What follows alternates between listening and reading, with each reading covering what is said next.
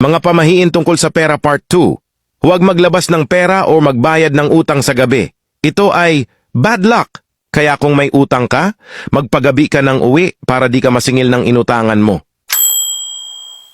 Huwag na huwag idadaan sa bintana ang pera. Tatakbo ito papalayo sa'yo.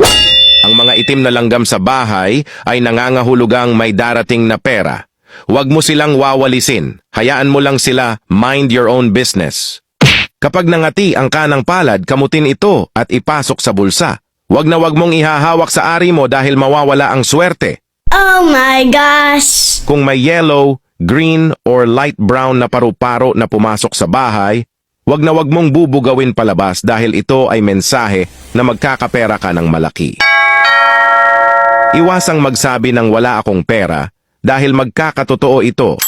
Magkakapera ka ng malaki kung isi-share mo ang videong ito. May pera ka ba? Sumagot ka?